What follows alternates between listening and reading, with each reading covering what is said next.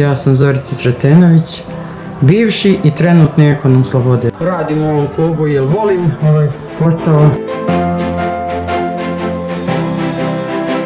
Volim sport, volim decu i moj sin prati Slobodu. Navija za Slobodu i verni je navijač.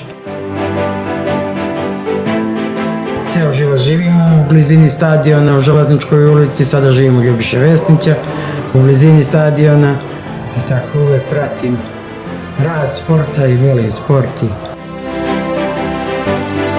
Crveno-crno, s kolena na koleno.